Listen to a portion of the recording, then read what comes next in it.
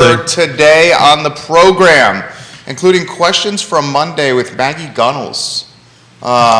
Questions that are specifically for your wheelhouse. Awesome. We marked down. Love it. How was Maggie? Maggie was great as always. Maggie rocked the world, and she. I call part of it. Yeah, she always brings her A game, much like you. Joanne Mackey, hello. She already has a comment. We love you, Joanne Mackey. You make the program better. Keswick's finest, Joanne Mackey. I believe you have an MBA, Joanne Mackey. Whoa. She says, I cannot wait for the show. See the lead article this morning in the Daily Progress. The price you pay when the distractions that we encountered the last 5 years come home to roost. Enough with the meals tax. The restaurants have paid their fair share. Yes, time for property owners. The party was not planned well for a tax collector's perfect storm. Please talk about this. Joanne Mackey, you contribute regularly, and we appreciate you. We'll talk rate increases. We'll talk what not to do during the mortgage process as you're trying to purchase a home with the esteemed Scott Morris. Good morning. Thanks for having me. The esteemed. Judah Wickower, we can rock and roll when you're ready.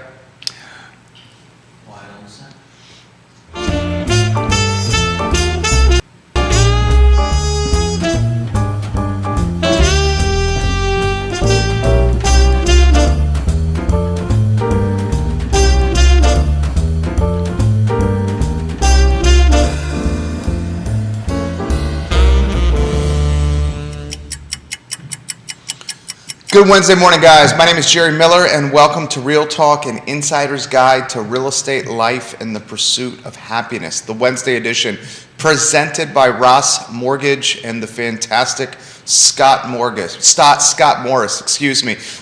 a friend of the program. Scott Mortgage works also. Scott, that could be your nickname. You need to use it. That's fine. That could be his nickname. I bet you got a tattoo there that says that. Scott is just A-plus people, and we love having him on the show. Keith Smith, we love as well. Gentlemen, 3 questions, and we have yet to start the program already. Isn't this great? For you guys. So first, we'll give a plug again for Ross Mortgage and Scott Morris.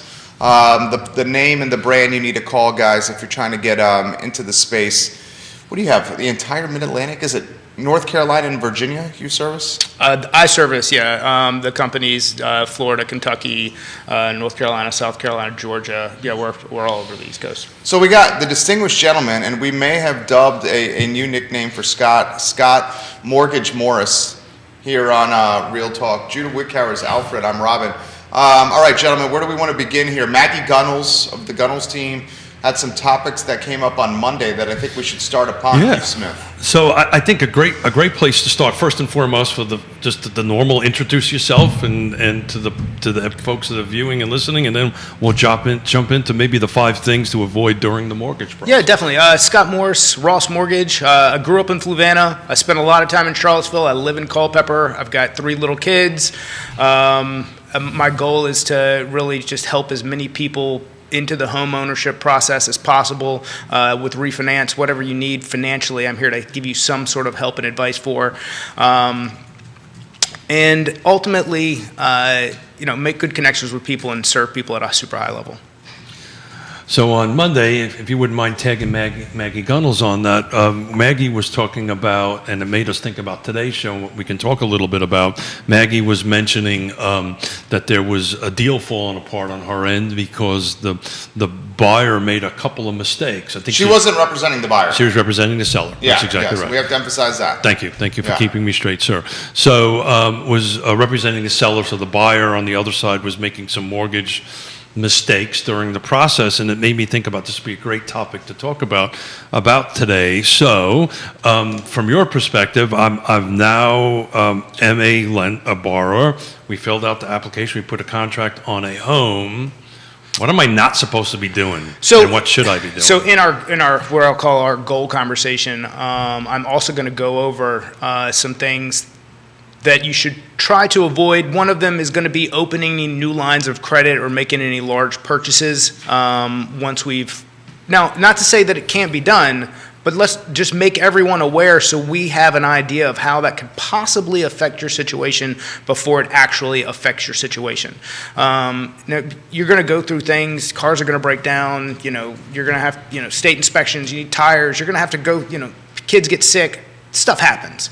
But if we can execute a plan to protect your contract and your home purchase when this is happening, or even if you haven't gone under contract and you're just in the pre-approval process, this is a first step to making sure that we've done the due diligence to protect you on our end.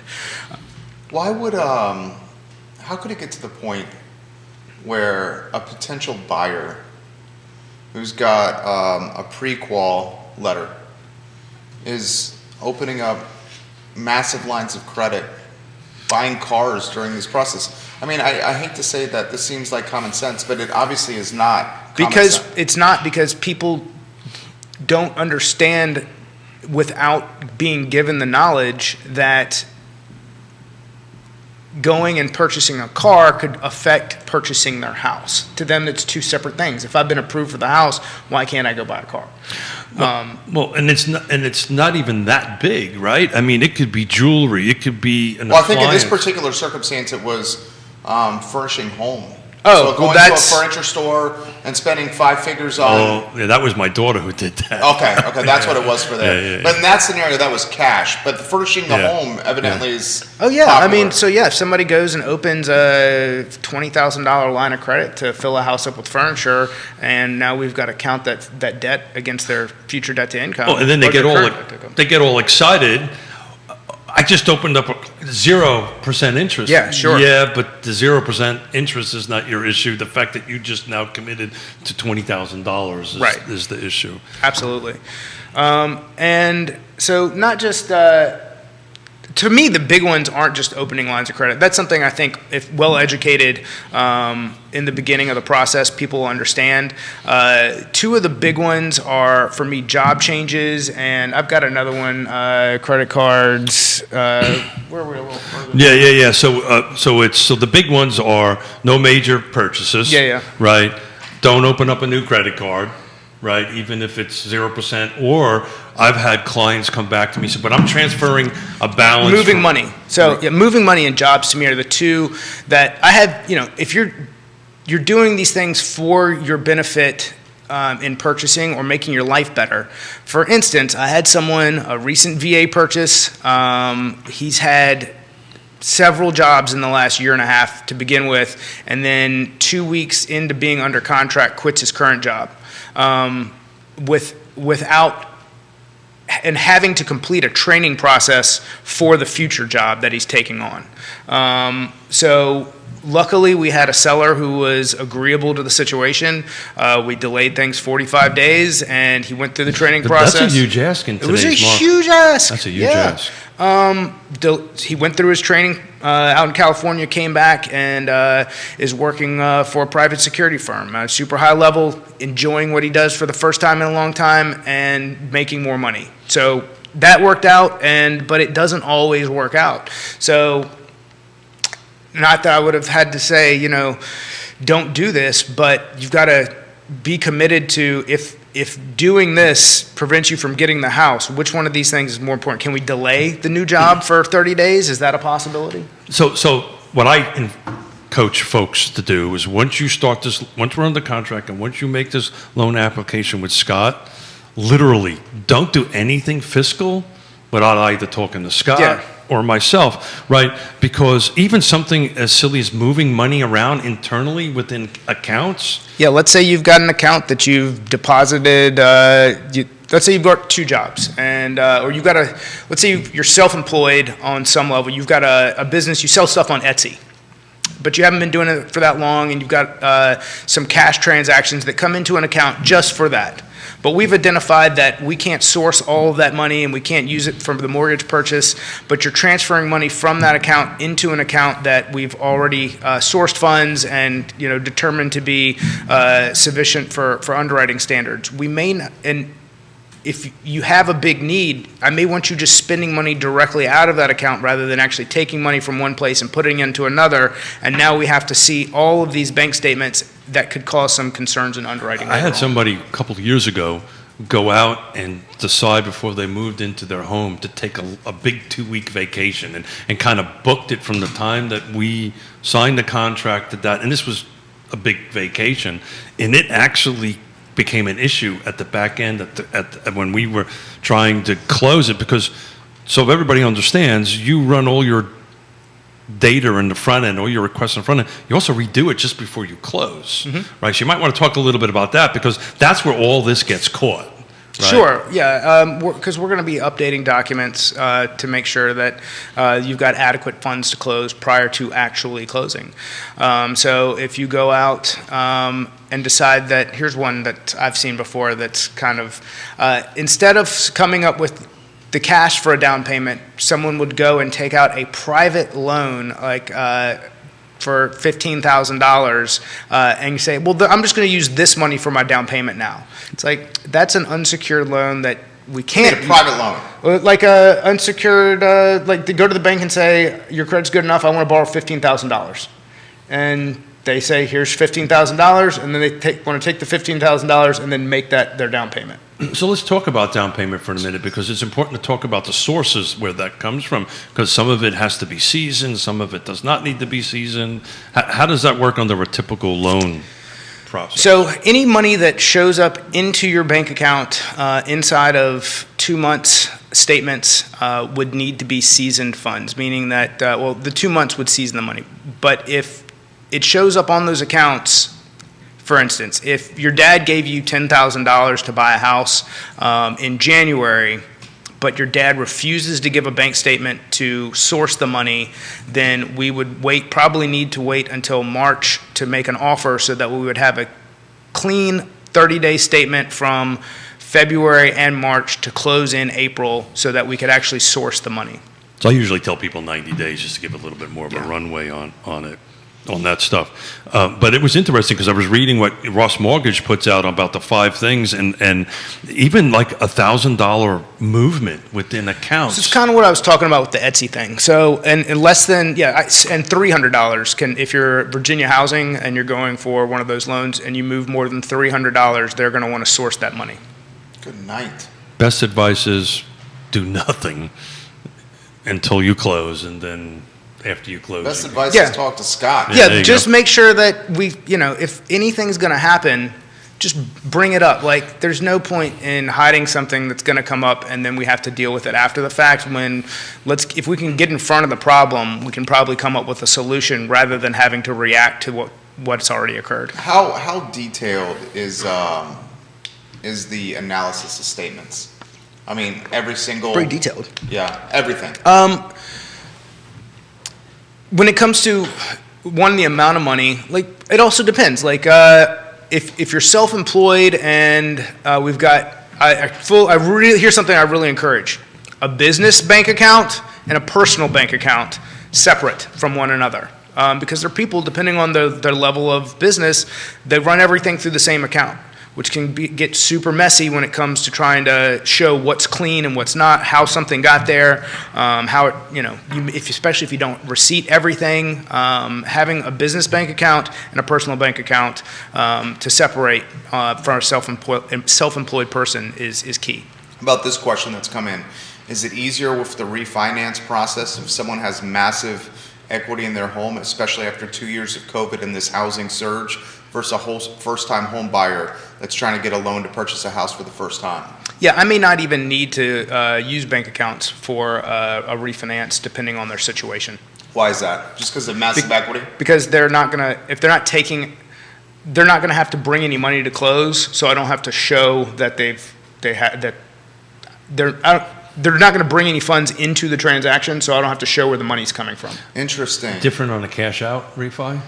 I'm asking that. That's a good question. I'm asking that from a personal perspective. So we've got to show a number of months of reserves in that case. So if there's a savings account where there's not a lot of transactions that already exist, that we can show we've got 6 months of reserves sitting in this account that the client has access to, that's everything that we would need. The ultimate goal, my ultimate goal anyways, is to get through the process with the minimum amount of documentation from you to create as little problem in underwriting through the process as possible. Right. So how about this topic here? The refinance that's not the cash out refinance, just the refinance to get better rate. Is that the easiest process for you?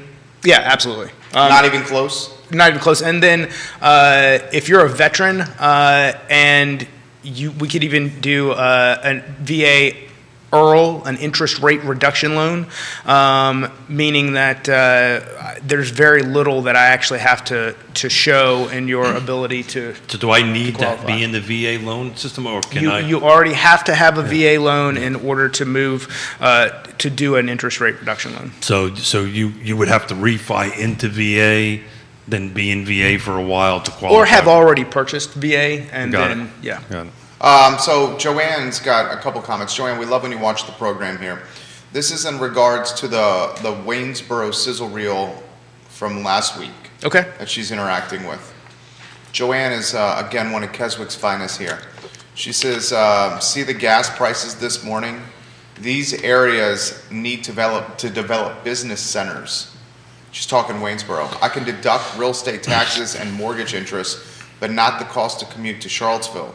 Please discuss this. Also discuss commercial development if that's dead now. New York is dropping mask mandates, dropping cases as well as desire if commercial real estate to use the buildings for employees returns. Ray Cadell, welcome to the program. Long and Foster, hello and welcome to the show. And multiple agents at Ness. Where do you want to start with Joanne Mackey's comments there, Scott? I mean, yes, on the commute and the expense, but depending on what you do, you may be able to use mileage, and if the more and more we're moving to go buy a Chevy Volt, and you've got a gas hybrid or a Hyundai that's doing a gas hybrid combination to where your fuel expense is going to be minimal in that commute. I mean, but it's different for everybody. So We've been talking about that for quite some time, what the impact of gas prices are going to have on the other side of the mountain. and the work from home. And correct. And this conversation, Jerry and I started before COVID. And I think COVID's really changed that with this whole work from home. There's an interesting comment about the Waynesboro market on the other side. If you take a look at what's happening in the development going over there, there's much more industrial, there's much more business, there's much more commercial that is being built on that side of the mountain, which would help offset the tax rate. Well, they've got that. They're right there at that 6481 hub, and I mean, I was in Roanoke yesterday, and For work or pleasure? work, and just connecting with some people, and the tractor. I'd say this like I'm surprised. The tractor trailer traffic on 81 is bonkers. So, and it's good to see, which tells me that maybe the supply chain thing is, there's definitely stuff moving around. And you got a big truck. I did not drive my big truck. Oh, you did not? No, So you got a commuter car for that trip? Yeah, I've had I've got a Hyundai Genesis that's, kind of takes me everywhere I go. As far Are you as doing that. 40 a gallon there? Yeah, 40 probably. Versus with the truck? 20, I would imagine. Oh, that's not bad. The truck, 20's not bad at all. Yeah, bad I'm at all. probably lucky. I think that's a bit generous over there. It's a bit I think generous. maybe that's wishful thinking. Is what that is. That's what I tell myself it is. Scott Morris is good people. Okay, so more comments coming in. We have to talk about the tax rate. We now have 3 people. Sure. I mean, it was on the front page of the Progress. Yeah, sure. And Joanne's got the follow-up. You got the question from Charlottesville. You got the question from Grayson, who's a regular listener. I'm sure Bills wants us to get to the tax rate here. It was the lead article in the Daily Progress. 10-cent real estate tax rate increase advertised, Scott Morris, at the same clip of 12% assessment increases and 7% inflation trending. At the same time, rates are going up. I mean, we don't expect and I'm not pointing fingers, Keith. I follow your rules. We don't expect elected officials to be economists, Sure. but we certainly, hope they follow storylines. Sure. And KPIs would be interest rates going up, 12% assessments, 12% increase in assessments. Inflation has obviously been talked about for how long now? A year at least? Transitory. It's Yeah, transitory. it's transitory. It's been transitory for 14 12 months months is here. transitory now? 14 months of transitory. I've said if inflation. the timeline is long enough, anything is transitory. That's okay. It's all relative, Scott Morris says.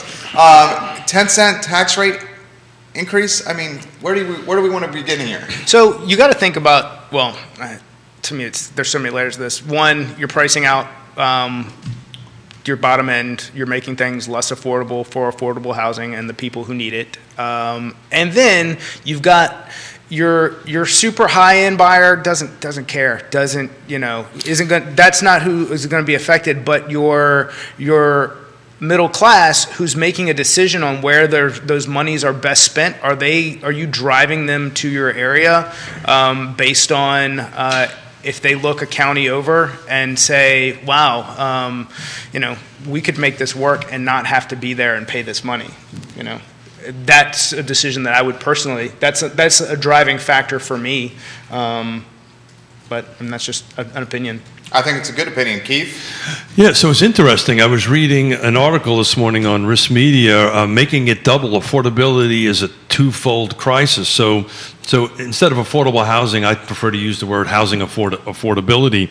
And I was just reading it quickly, and to Scott's point, and this is a national take a look at this thing, but lower income people overall, they're kind of staying the same, right? That this is not helping the lower level income producer. Income folks to buy or even to rent for that matter at that end of it. So it's an interesting issue that these folks are going to have to face. I've been doing this for a real long time. Generally, when they advertise a rate, it's kind of what it is. So everybody understands the process. Yeah, it could go lower, but they advertise it as the maximum rate that they can do it. So there is going to be a public on It's the capped at 10. Correct. It's got to be advertised for 30. Michael Payne has already indicated it's going to happen. He's going to vote in favor. Yeah. Sina McGill has indicated she's going to vote in favor. Sure. Juan Diego Wade comes from the school board, Sure. where he was a 10-year plus school board member. The tax rate increase is strictly to fund school reconfiguration. Interestingly, and I'm curious of your take on this, the 10-cent real estate tax rate increase still is not enough to do other capital improvement projects for some time. Yeah. So we're probably looking at a tax rate increase maybe next year and the year after. Yeah. So everybody understands this. This process is the three-sided triangle, right? So the rate is just one part of that. We've talked about this before. The other side of it is the budget. That's what we're talking about now. What is our operational budget? What is our CIP budget? What are we allocating on that? And then the third part of that triangle, which has already been established as far as the city is concerned, is what the assessed values are. So this is the total value number. This is the rate. You divide that by 100, times it by the new rate, equals X. But we did an analysis, which would be interesting to get your take on this, Scott. We did an analysis, I can't remember, was it Friday that we did? Well, whatever it was last week or the beginning of this week. It was last Friday. Was last Friday, Yeah. Thank you.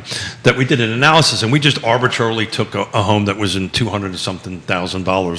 This, if everything is all staying equal at this stuff, that particular individual is going to be paying $40 a month more. That's at that $200,000 mark. Which is non-existent. Which is that's Well, that's a tax assessed value, not purchase, not market value. This is what their tax assessed value is on that end of it. So with the increase of the 30% on that particular individual, the 10 cents increase for that particular individual, and the budget staying flat, right? That's an extra $40 a month. So how does that impact what you do, Scott? So that $40, depending on the borrower, could All be the difference key in the to qualifying and not qualifying. Then I've got somebody who I'm going to bring on the show at some point from an insurance side on when he gets a call going, okay, I know what you quoted them for an annual premium. How can we cut that in half?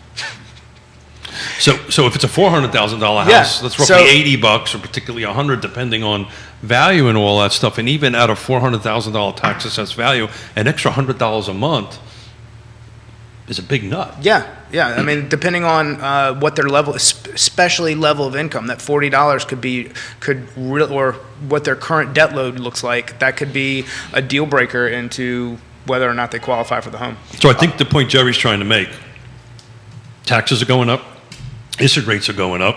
I'm bringing a client towards you that Assessments have gone up. assessments has Assessments are gone going up, up. but I'm bringing a client to you when you're doing your your pre-approval letter on that end of it, you take into consideration what the tax. What the taxes, for instance, also on new construction. So Oh, that's a new great construction question. where the borrower's dealing with a land value assessment only, I'm going in and choosing to either use the contract price or 80% of contract price to create the new tax value, because you'll get a title company that'll come back and say, they'll give,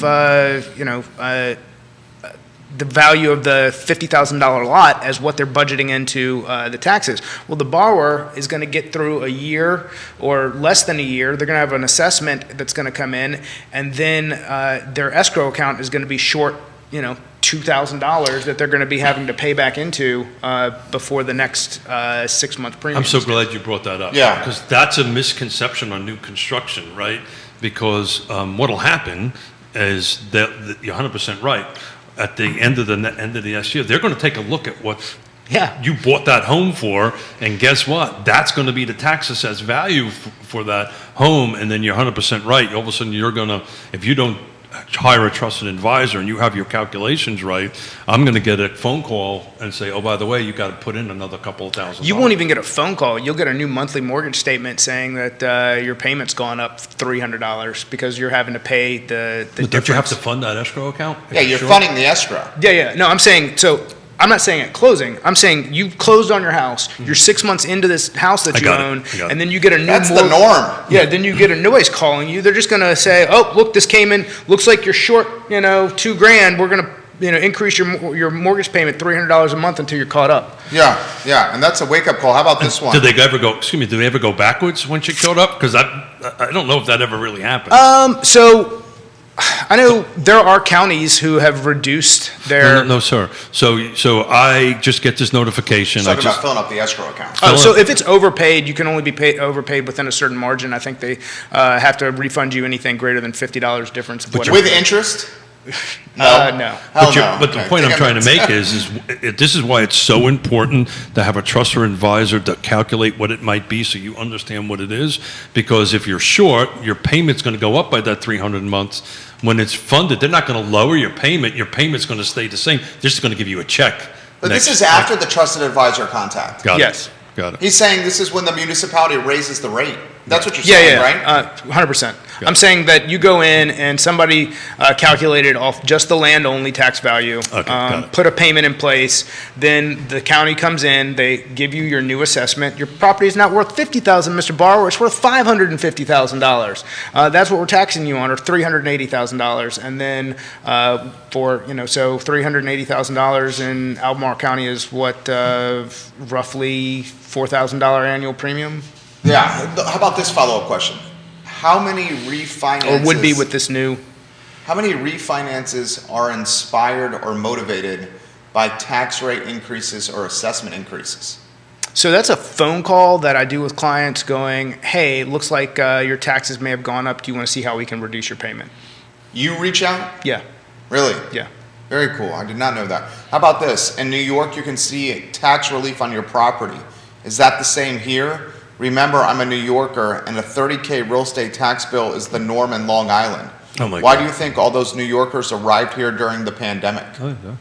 Well, that one-way trip down has been going on since 1987. That's you. As long as I've been doing it. That's definitely, that's you. That's literally Yeah. me, my family, multiple people, because Queens? Brooklyn, Long Island, that kind of thing.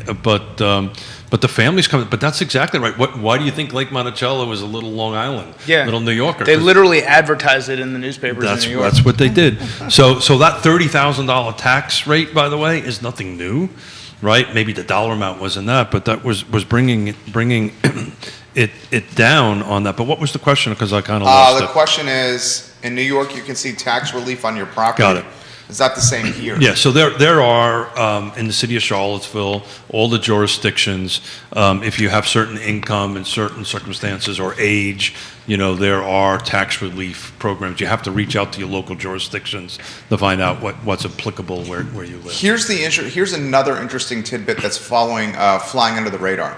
Because assessments have increased so much in the city of Charlottesville, nearly 12% of the rooftops in Charlottesville now no longer qualify for tax relief because the property has increased in value so much. So the tax relief, just to jump in real quick, the tax Please. relief is also property value, but it's also who lives in it, right? You know, Income.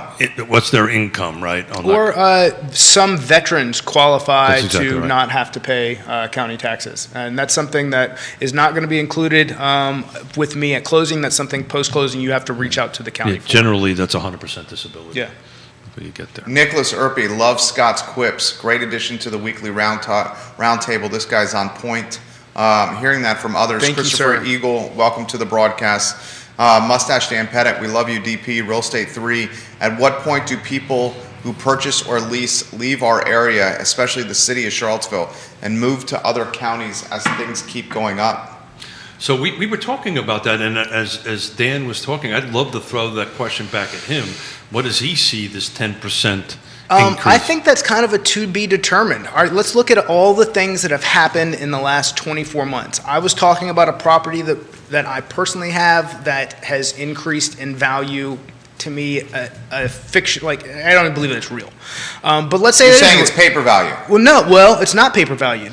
If the people who are out here, part of it, You should tell them, give them the outline of everything. so part of it could be, no, I'm not going to get into that, but the paper value, I think, could be is if there was a mass migration, we would see the value, if all of the inventory just all of a sudden let's came on the market at the new let's inflated define price. paper value, right? So for the sake of As estimate.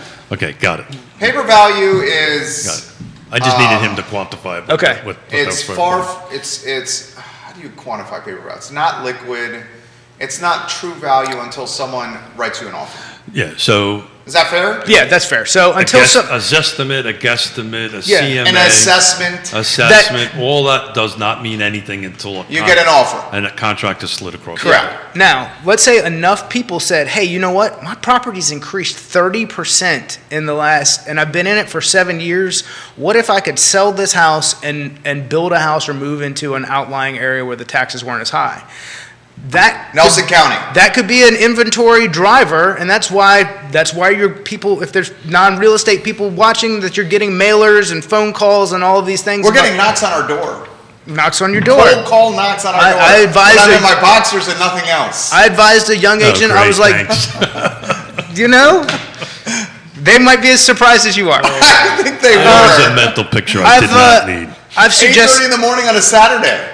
wow, That's aggressive. that's a motivated, So, yeah. so don't I like that. By the way, if whoever that was is out there watching, I want to work with you.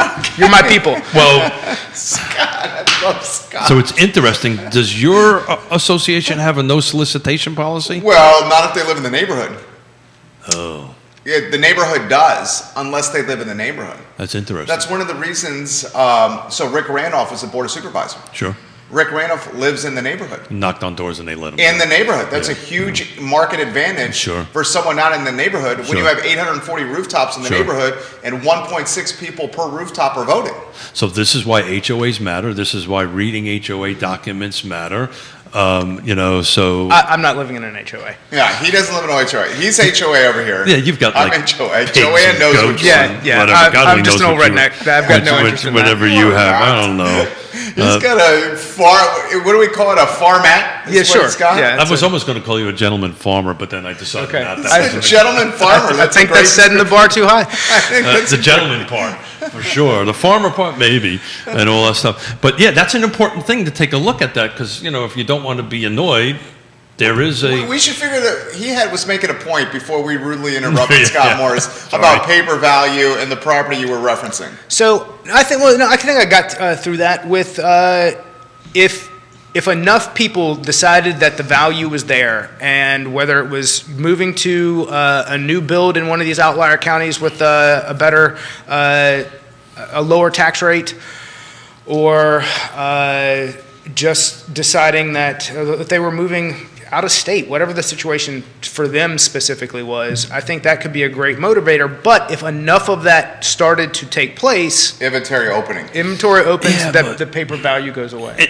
So This is so hypothetical. it's not even hypothetical. It's it's just moving this apple around, right? So we only have one apple, and the apple's maybe moving here and there. It's a shell game. Well, it's not so much that; it's that if we need to make more apples, right? 100%. Yeah, that's Right. That's so yeah. if we're the not bell that gets rung on every show. Yeah, excuse me. the bell that gets rung on The every bell show. that gets rung on every show that we're going to keep on trying to ring it, and hopefully on Friday we're going to have two rock stars. The bell to help does us. get rung on The every bell does get rung on every show. And I hope that there's progress being made Yeah. with that. But my friend, Well, I'm not even talking about housing affordability. I'm just talking about increase in inventory. you're talking about Yeah. new inventory. Yeah. So picking up on the lead, we'll switch on to a different topic on that end of it. But to answer Dan's question, I just think you're going to see people moving around. It's kind of like if UVA decides to bring second-year students into UVA, it's not going On grounds. On grounds, thank you. Yeah. It's not going to.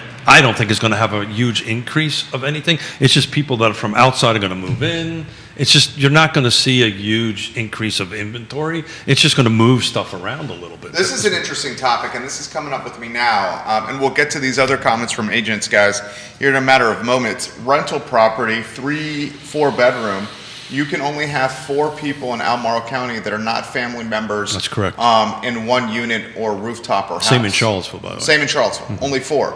I don't know if maybe you got reached out to about this topic or question recently. I may have. Okay, so what if that was relaxed a little bit Well, that's kind of and more were allowed to be in one unit? okay. As opposed to them taking up other inventory. So a lot of that has to do with building codes, fire safety.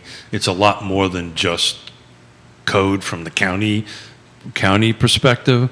But that's why this conversation about the future land use map and the next steps on rezoning, then what you can do is you can create more density within that one parcel or that one unit.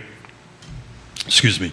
But there's a whole conversation about that you know, if you're going to take what they call a 4-square home, right? It's 2 stories on that end of it, put an apartment downstairs, an apartment upstairs, and put 4 in one and 4 in the other one. There's so many building code requirements and fire requirements. It's going to take a bit of time to do that.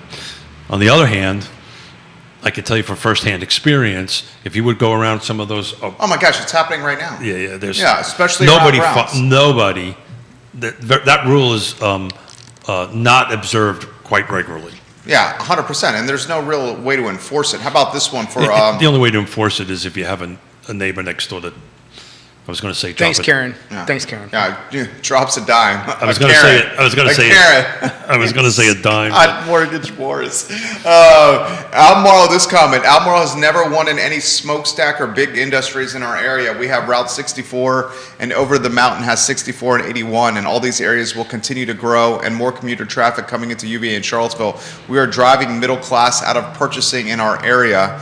And the follow-up is, are there many clients of Scott's that HOA fees keep them from qualifying for home purchases? That's a great question. Yeah, sure. Depending on there's an area in between myself and Fredericksburg, Locust Grove, that has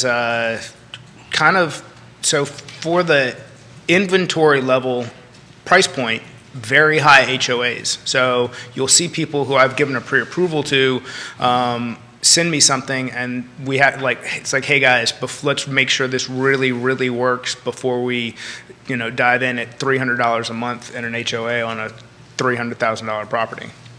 How much? $300 a month. Good Lord. That's not uncommon. It's not Northern Virginia. Yeah, for this area, it's not. It's less than common. That's between here and Northern Virginia, though, right? Between me and Fredericksburg, but Yeah. It's not got it. not a market that I think might. Yeah. be What is the highest HOA you guys have ever seen in Central Virginia? So are we saying HOA or condo fees? We're separating the two? Okay, very good question. Yeah. Good follow. Why don't we call them both? Highest condo fee and highest HOA you've seen. So that $300 number Is the highest you've ever seen? No, is more of a normal condo fee. Sure, I've seen, and in Richmond there's some $399 Got it. condo fees. Around here, like at Lake Monticello is like $80 or $90 a month or something like Mine's that. 85. Yeah, so someplace like Lake Monticello, that kind of thing, $100, $150 a month, something like that. But it really depends on the service, right, that they provide. Some like if they cut the grass and all that's kind of great stuff, that number's a little bit higher. In Lake Monticello, which they don't do that on that end. You're talking homeowners grass. Correct. That's exactly right. Thank What you. is the highest you've seen? HOA. I think that $300 is probably that two, Yeah. or I think it might be $285. So that was a normal, straight up Yeah. HOA. Wow. That's astronomical. I assumed it was a condo of some sort. Jamie Turner, rep the PEP, Jamie Turner, the mayor of Gordonsville, just moved to Culpeper, moved into this house last month in Culpeper. Awesome. I got a letter in the mail asking to sell yesterday. Yeah. Look, you just put it on the comments right there. Yeah. I mean, that's the norm now. I mean, that's, Well, that's what's happening. Do what you got to do. well, somebody, I mean, of course, whoever is sending that stuff out doesn't know that he just purchased. They're blasting everybody in that zip code. Yeah, they're asking a zip code. William Clark, thank you for sharing the show. The question you get most regularly, Scott, what do we expect rates to be this summer? So I'm going to simplify this question with look at the U.S. 10-year and double that, and that's going to be your rule of thumb for your 30-year mortgage. Going forward. In general, Got it. typically, it certainly wasn't the case when we were at 75.75 on the U.S. 10-year. We were still we were in the twos, but we're in the higher twos. We were like 2.4 30-year fixed. But assuming right now good credit, we're 1.9, we're 3.8. So U.S. 10-year 1.9, 30-year fixed mortgage 3.8. So Yeah. I think that's a pretty good rule of thumb for everybody to kind of keep in the back of their mind. If you want to, again, it's not situation specific, credit specific. It's just kind of, it gives you a good idea of what things look like. Take a look at what if you're like a great credit score. Now, and all that with stuff. that said, there are people out there, and I said, all the smart guys in the room, wherever that room is, had said that inflation wasn't coming, and it came faster, went higher than we expected. The one that's transitory? The transitory one, and I'm saying that, and I'm standing behind, I think this could go higher and faster than predicted when it comes to the U.S. 10-year, driving rates and other factors, mortgage-backed securities, et cetera. But I think that there's now people calling for 3% on the U.S. 10-year. If that's the case, That's 6%. that's 6% for a 30-year fix. Plecker says, Michael Plecker, we love you. One of the Valley's finest Mr. catchers Pantops. watching the Oh, program yeah? right now. Played in the New York Mets farm system. He loves when I say that. I know he does. I enjoy I did not know that. That's an amazing Oh, yeah, factoid. yeah. Michael Plecker was a catcher in the Mets farm system. Yeah. Yeah. One of the finest backstops to come out of the Valley. Plecker right now is smiling right there. I think he caught for Strawberry. Okay. Well, no, Strawberry was an outfielder. So if he was in the, Who was? You're thinking Doc Gooden. That's it. Good. Yeah, Thank yeah. you. so is that like the It's Toledo? terrifying that we can complete each other's Is that sentences. like the Toledo Mud Hens? Is that? I don't know. That's a good question. Plecker, was it which team in the farm system did you play Oh, if for? it turns out to be the Toledo Mud Hens, I'm going to have a ton of fun with that. Okay, good. He says it's still like borrowing free money, even as these rates uptick. Yep. But is that the case at 6%? I mean, 6% is still. I mean, my first place was 6 1/8. Yes. So that's the normal rate, I would think. But along with that, we also, take inflation in mind, keep inflation in mind. Look at all the other factors. It's going to affect people's purchasing power, and it's going to affect housing prices eventually. The housing prices are going to move slower than rates will, but over time, it's going to affect who's going to qualify for what and how many of what. So that inflation will impact new construction way more than existing. So Yeah, I agree with that. New construction will inflate in price point much faster, which is typical anyway, than existing. I've always predicted, I think you're going to see existing kind of level back out. I think you're starting to see this, a 3 to 6% year over year increase, which is what I would consider normal. You'll see much more, a higher double-digit increase because just materials are just going skyrocket. Joanne has got a good head for business here. She got an MBA. She should. All right, she is a smart cookie here. Is the HOA is not tax deductible. Also, what is the financial health of the organization supplying the services? Look at those Miami condos with foundation deteriorations. Yikes, and those are big assessments on the horizon. And remember, energy costs are not calculated into inflation, so it is really higher than we are being told. Yeah, so is there, what's the real inflation? And what's the inflation that you and I and people on the street are actually feeling? When you fill up your vehicle, when it's $10 a gallon more to fill up your vehicle. The pack of bacon Or at the grocery store. Exactly right. But the HOA comment is very interesting. When we hand the HOA package to our clients, we make sure that please sit down and read the budgets. Please sit down and look at the fiscal health of the organization that you're in, because look at the reality. If they don't have enough money to fix the roads, this isn't going to VDOT to fix the roads. This is this community that needs to repair the roads or do whatever they need to do with it. So it is super important. That's the reason why the state gives you a certain amount of days to review the documents on that end of it. Please look at the budget. A lot of people go to rules and regulations, which is great, but look at the budget. That's a great comment. With an 830 credit score versus 700 credit score, what's the difference in rate, all other things being equal? Good question. So, rate tiers, you're certainly better in the 800s than you are, say, 720, but as you're moving up from 600 to 640, 660, 680, 700, 720, the breaks get smaller and smaller, and the break between 720 and 800 is not that significant typically. At that point, you're probably still talking about roughly the same rate comparison, and the cost is less than a quarter, so 25%, or so assuming less than 100 bips difference being 25. So break this out simply at $300,000 loan amount, 720 and 800, you're probably $1,000 difference in rate or less between 720 and 800 credit. Love the integration of LinkedIn. The questions are excellent from LinkedIn. This via DM on LinkedIn. Please ask Scott if he's seeing more deals come across his desk from a new construction standpoint with inventory being so tight. So I see more people looking at new construction. How much how much of it's available for people to purchase is its own problem. What does that mean? So how many builders are supporting the inventory to, if you've got a guy who's doing 30 homes and hasn't broken ground or even had a realtor list 25 of them, and he's got 5 of them that are in contract, under process, that sort of thing. Depending on the size of the builder, they have to be able to keep up with this level of demand.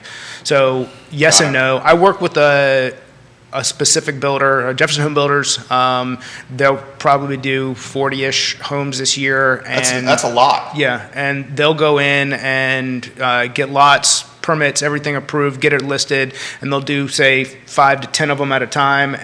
So they're doing specs. Yeah. And in doing that 5 or 10 of them at a time, they'll have those under contract in a 30-day period. So there's 2 things going. Jesus. Yeah, and they'll have them before they get the foundation. Oh, yeah. No, what I'm saying is they haven't broken ground on them. They may have cleared a lot, and they've done all the prep work to get started. Realtor goes out, puts the listings live. In 30 days, those 10 are. So that's a paper house that's going under contract? Oh yeah. And that is a unique thing. I mean, back in the day when we were doing that number of homes, I wish I had that kind of traction. That kind of traction. But that's very strategically done, as you well know. Yeah, 100%. It's done for a couple of reasons. Because if they did all 40 of them at a time and they got them all under contract, and then then you're dealing with your poor expectation management. Yeah, they're screwed. Yeah, how come we're not first? Well, you've got that part of it, but from a builder's perspective, you also got the business side. Line up the subs. Yeah. There's a lack of inventory. Oh, by the way, I don't want to sell too far ahead of me, because part of the problem with the spec end of it, on the paper end of it, Jerry, So what is happened? I'm under. So what happened last year is some of these homes that they were already under contract on, and they faced a 100% lumber price increase in the span of 60 days before they'd even put lumber on the ground. That's eating into that bottom line. So all That the ones, language wasn't in the contract? You're No. talking about escalate. Typically, a speculative home, such as what a company that we're talking about, or what I would call a production home, does not have that language in it. But how can that language not be under contract when the homes are selling at a paper house format? So they agreed to a contract price. They're going to build a house and sell it to you at the. They're not doing a construction loan. There's none of that there. But what also happened to their benefit was, so on that series of homes, they ate some of it, but they also went in and took 10 of them that were coming on, pulled them off, put them back on. That's exactly with right. the increase. With a different price point? And So you then see- the lumber price had come back down, and so their obstacle was, how do we get these to appraise at this, since every one of the ones that we've built just like it is back at this price point. So one or two of them they had to struggle on, and then everyone after that was done. So what they're doing is they're managing topic. they're managing the market, right? So they're managing the market between how they're putting. That's what I was trying to get at. This is very strategic, putting off on that to manage the market, to get the appraisals to kind of go through that on that kind of thing. And then there's the practical part of it. They don't want to outsell their production capacity. That's the first thing. And the second thing goes, if I sell all 40 in 30 days, what the heck am I going to do next year, right? Because as we beat to death on our Real Talk, they're not approving more subdivisions, right? So if they're not approving more subdivisions, where am I going in 2023? Yeah, or then so the land price increases to say Exactly on, right. so we're not talking about subdivisions, we're talking about somebody who goes out, maybe buys 30 acres, busted into 4 or 5 acre lots with the road and everything else in the situation there. And then all of a sudden those 30 acre lots are, now selling for $750,000. How did they then break that up and make it a realistic So price the point? builder for that whomever does is that, the purchasing? developer does what Jerry's talking about. They are baking in their escalator clauses in the contract, but the production. Well, I'm just speaking from Sure, but- I'm speaking from Sure. our client. On a certain level, they're going to hit a ceiling, because what are they going to be able to sell to a non-cash borrower? What are they going to actually be able to finance a property for? Cost all in. So the major difference between your It's the production and custom. correct, and the major difference is on your client's perspective, and what we're talking about now is who owns the land. So on your client's perspective, the property or the land is owned by somebody other than them, other than that, right? So this is a whole straight custom contract or renovation contract, very different. But when you do like a Stanley Martin Rye and Liberty Homes, all this stuff, they push these things out. And part of the reason why they can do it this way is depending on the size of it, they're buying lumber on margin, 90 days out, 120 days out. So that's part of what, and I don't want to get too much in the weeds on this, but that's generally how that goes. Where the small guy's not doing that. Yeah, I So tell you, the small guy's got the escalation in there to protect his tail. absolutely. I'll tell you, one of the things that excites me the most, and we're actually bringing a couple of small builders on in March to have this conversation on Real Talk. It went from the time of great unpleasantness where all the small to medium guys just went away. And that's starting to come back now. You're starting to be able to, look, if you want a custom home or you want something built, there are folks out there that'll do that. 10 years ago, 8 years ago, there wasn't that many. 5 years ago. So I have people who people who are brand new to the process. They're like, I want to build a custom home. I'm like, have you talked to an architect yet? And they're like, what? Have you gone to an architect, got plans for this house, then taken those plans to a builder and said, hey, Mr. Builder, how much is it going to cost to build this home? Most builders, at least, let's say 5 years ago, would have said, we're not going to build you that house. Right. That's exactly right. Because we're going to build this house because we know how much this house costs to build. Or exactly right. look at one of these 4 other houses that are similar in style that We'll we move have the wall built. here or something like that, yeah. We'll do that because they could get into this custom project, and then the cost could exponentially increase because for a number of reasons. Maybe the architect didn't do a perfect job of telling everybody exactly where things were going to be. I also think that the market has a misconception of what a custom home is. So The what, market often thinks that, and we love Stanley watches the show. Yeah, We sure. love Stanley. Sure. Stanley has a handful of floor plans That's exactly- that you're picking from. and you pick option A, option B. Yeah, now option you're C. picking some finishes at the end, but that's not a custom home. So I have a medium custom home builder and a brand new custom builder coming on. We're trying to schedule the thing. That's literally what we want to talk about, is how that process works with that, because it's a very two different worlds and process on it. Yeah, you're 100% right.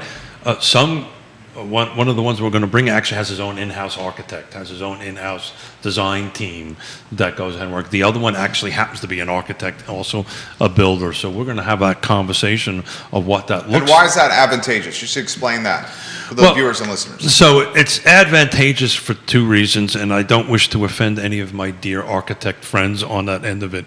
But traditionally, what happens is sometimes an architect will design something, they don't necessarily have the nickels and dimes on what it's going to cost, and then it gets redone. So if you use a builder that has an in-house architect or an in-house design service in it, it's more current on it. On pricing. Does that make sense? So we don't want to design something, bring it to a builder, and the builder goes, okay, this is $50,000, $100,000, $500,000 more than you're prepared to spend. And So you got- that support beam that's going to span 80 feet across this entire thing is going to cost this much, and here's how much the crane's going to be to put that thing like, in versus, place. hey, let's move a wall over here and take all that away. Yeah. Yeah. That's a good Yeah, description. and so a design build firm, this is what we're talking about, generally helps you with that. I do not want to discount my architects' friends. They're great. I love them all to death. But it depends on what the client wants. All right, so this question from Sarah, who's watching. Sarah Robinson watching. I believe this is your first interaction. Please let us know, Sarah, on any of our talk shows. So a custom home is going to start at what price point then? I mean, you're probably looking at over $1 million. Yeah, so it depends on. With the dirt. I'll let Scott tackle that. I mean, how many square feet? I mean, that makes Yeah. a difference. She's too. asking Albemarle County specifically. Yeah, so I can tell you a custom home in Albemarle County It's will over have $1 million bucks. will have a 1 in front of it. Yeah, We'll have a 1 in front of it. yeah. And it's probably, I mean, you guys are the experts here. I mean, it's probably not low one. I mean, you're probably looking at 1.1, 1.2 and above. I mean, some of these homes that are custom that are selling in Old Trail on 0.09 are at that price point. And they're not full customs either. Yeah, and on then Old that Trail. goes back to, this is one of 5 floor plans. Yeah. And, Yeah. So a Which finishes would true you like? custom design build, And they're selling all day, every day Yeah. at that price. if you roll in, dirt and build, it's really hard to make $1 million work in Albemarle County right now. Now, it could, there could be pockets that 800 works or something like that. Not in Albemarle. Well, maybe like Skylaway or Scottsville. Yeah, Scottsville, that kind of thing. But then you need to find a builder who's willing to go there, right? And that's the bigger struggle on it. If you can find a lot and all that stuff. So this is part of the show that we want to talk, that I'm putting together on that, because this requires two folds on it. We have to talk about land purchase contracts and how that actually works, and how you can protect yourself with feasibility studies, and how do you negotiate with a builder, and how does a builder interact in that process. So that's a whole show into itself on that end of it, or series of shows on that end of it. But This is Plecker's response. Michael Plecker, good contributions today, sir. And Michael Plecker, if memory serves correctly, worked for a builder. he knows a little bit about new construction. Yeah, he very knows new much so. construction very well. I mean, He says, my first question when someone says I want to build a custom home is, what's your highest budget number? Then I start backing out the cost of the dirt, the architect, site development, etc. Most times they end up with enough money to build 1,000 square foot home. Yeah. So what Mr. Plecker is 100% right on that end of it, because when you're doing these customs and you have a 10-acre lot, 5-acre lot, 2-acre lot somewhere, do I have power on it? What's the well? I mean, I have this conversation on the complete opposite spectrum of someone who says, I'm gonna put a double wide out here. I'm like, okay, cool. $275,000 is probably your number, land all in. And, That's assuming you got sewer. That's assuming you don't have to run power. I'm including that in kind of like a, Ballpark. that's a ballpark. Well, a lot of people don't know, particularly these co-ops, right?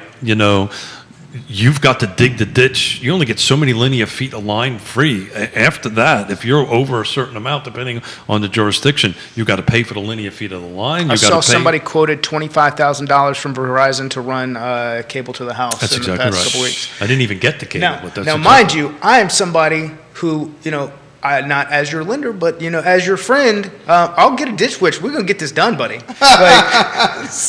You'll do it for 15, right? That's right. That's right. Maybe 10. Scott Horace, you may close a deal with that. You better be careful, sir. You're too busy You might, to you do might, that. you might be on a ditch. Yeah, you might be too busy for I that. can speak from a personal perspective. He can do that. Oh, I have no I've doubt done he it can before. do that. He's done it actually before. did it for me multiple I have times. no doubt he can do that. No doubt. How about the townhome piece that's coming in here? Is that why we'll see more townhomes in Albemarle and Charlottesville because the dirt's too expensive? You have seen and will continue to see more townhomes because the dirt is so expensive. Density matters. It's more advantageous for the builder who's got the funds to do it.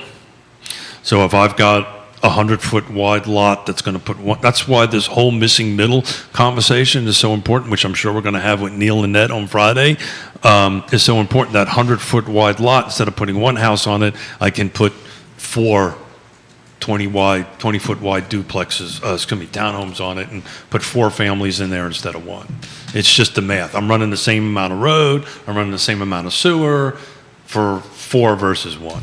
This question's a good one. Stephen, excellent question. How is the small builder going to manage interest rate increases? So the small builder is probably going to be working with someone who's going to be getting a construction loan. With the small builder, and this is a question for a builder, I don't want to dive too deep into this, but I'd say wouldn't their problems probably be more related to inflation, labor, and material Cost costs? of goods. Yeah. So as a recovering builder, that's exactly the right answer. Because at the end of the day, if Jerry is building a custom home with Scott and you build 4 a year or 5 a year, you're not even going to start until Jerry has his construction perm done. You know exactly how you're going to get paid. From my experience, the guy who's doing 4 a year, and this isn't every guy, there's certainly people out there who are going to build you. Guy or girl. Guy or gal. There's somebody who comes to mind that does a fantastic super high-end home, and they probably they do a handful of them a year. But a lot of those guys are still going to be back to, look, here's the couple floor plans I'm comfortable doing, because that guy can't afford to lose his ass. It's funny, just to stay on this topic for a while, I had a conversation with a small builder and a client trying to put them together. I haven't seen this in a long time, but we're now looking at cost plus. Tell them what cost plus is. So cost plus contracts are exactly what it is. We're getting the house designed by an architect. We're making a relationship with the builder that everybody wants to do it. They're giving them, this is a budget. This is what I think it's going to cost. But what it's going to cost you is whatever it cost me plus 30%. Because of inflation, because everything, because the small builder doesn't want to take that risk, right? So if the market is such that there's enough new construction going out there, as soon as that changes, this whole cost plus thing is going to go out the window. But at the moment, I get asked all the time, please, why don't you build me a house? First of all, I don't want to, because it's just crazy. I'm having too much fun doing this. But if I was ever to do one, it would be a cost plus. And he still has his Class A. I've had Mind it you. since 1987. So, and also, not just that, but even on a renovation loan, you're still building in the what if 10%. Maybe not 30%, but you're building in the additional, what if this goes longer? What if we run into something inside of the home? There's a whole set of problems. And a cost plus is usually cash, by the way. Yeah. The follow-up question from Steve. Because you're not going to land on a cost plus. Correct. The follow-up question from Stephen on the builder topic clearly has traction here on LinkedIn is, then ask Scott, how does the family that's looking to build the home manage increased interest rates over the lifespan of building a home? He's basically saying it's if rates continue to go up, and it takes how long to build a custom home? 9 months? No. A year? I would figure a year right now. So if the rate, Stephen, I hope I'm getting to the root of your question. If the rates are increasing like they're doing, Then budget for the worst case scenario. okay, how do you do that? What about a lock-in? Can I lock in? So, you're That's a gonna. good question. So yes, you can you can lock in how much? a year out. You're going to pay typically at least 1%, if not more. For a year, you're probably paying close to 2%. So 2% of the total deal? Yeah, of the loan. of the loan. Of the loan. That's substantial. So it's Yeah. 1 to 2 points. Yeah. Roughly. But that's a one-time fee, right? That doesn't get, your Correct. rate doesn't go up 1 or 2 No, points. and you could adjust down. Is that worth it? It depends on when you think the rate's going to go. How about this? I've got somebody who locked for 180 days late last year. It's going to be worth it to him. So yeah. if we're at 3, just to pick a number, and we think we're going to be at 6, 12 to 18 months from now, Or even 4.5. 4.5, it'll be worth it. It's a conversation I'm having with my potential buyers, particularly first-time home buyers, because you can kind of, and this is a great topic to talk about, you can kind of use what's called seller closing costs or seller concessions, right? Which, certain loans allow you to go to 3% or 6%, depending on what it is, but you can roll into this seller concession a rate increase, a rate buy down on that end of it, so that your so ultimately, when your purchase price, this 1 point or 2 points is rolled into the purchase price, but your interest rate stays at 3 or whatever it is. Did that make any sense? Yeah, so what Keith's saying is, let's say that you got with the builder and the builder agreed to sell the house for 2% more. And then he's going to credit you 2% back. So he's basically saying, you do this and we'll protect the rate for you. And Thank you. Here's how we Thank do you for it. doing a better job of that. A different job. I didn't do a better job. Why don't we talk about seniors here? Are seniors being priced out of the market? They want a first floor master on a townhome and can only afford a $400,000 budget. It seems like that's not an option in this area. You can do that out in Island. I think if they got any left, there's a couple at Island Hill out in Fluvanna County, around the 400 mark plus or minus, first floor master on that end of it, and you'll see some new product coming around Lake Monticello and some of these by right subdivisions that are coming in there. The builders are targeting that price point and that buyer, but there's a few opportunities out there. Grayson, for Scott, when does inventory become a concern for folks in the mortgage business? We know it's a concern for realtors. How about folks in the mortgage business? It's a concern for everybody. It's a concern for borrowers. It's a concern for me. I'm Yeah. in branding. Literally, we're all on this damn supply chain. I don't know. And it's also, the bigger question is for, those who built their business around refinances only. They're probably not having good times. I don't know. It's something that I don't even think about, because I'm willing to expand my territory to accommodate whatever I'll outwork any problem that gets in front of me. So that's a question for the person who doesn't feel that way. And I can testify to that. You will outwork it. So one of the things that Joanne, not all seniors are destitute. Give us a break. We have teeth and shoes, and we're not eating Spam. I thought that whole senior thing was a plug at me, but anyway. People are interacting on different social platforms based on what we're talking about here on the show. It's amazing. So I've been tracking mortgage applications as an indicator. As an indicator, leading edge. So week over week, how is your applications looking? Applications are as high as they have been, especially for purchases. Got it. So you're seeing more this week than last week? Yes. So that is a clear indication. I mean, I'm watching CNBC saying that we're going to see another push of buyers entering the market here that are getting feared or spooked by mainstream media talking rate increase. And this is where Scott gets a little exasperated here. It's not just that. It's also, we're going to continue to see people trying to buy a house, because that's what we were faced with statistically going into all this. The 23.8 million millennials coming of age, and now the Zoomers zooming into the housing. So I'm going to make an exception to my 3 Real Talk rules, right, Jerry? We're allowed to point fingers at the mainstream media. Yeah. We can point fingers Yeah. at. But yeah, they listening to that, just shut it off and call a trusted advisor and ask ask what's going on. Oh man, that was my favorite part right there. The zoom in. Scott Morris. So mortgage applications are going up. He just shoots from the hip, and it's Mortgage applications, yes. And not to mention that, also, I had a 2-week period where hand to God, everybody I was working with just went out and made incredible offers.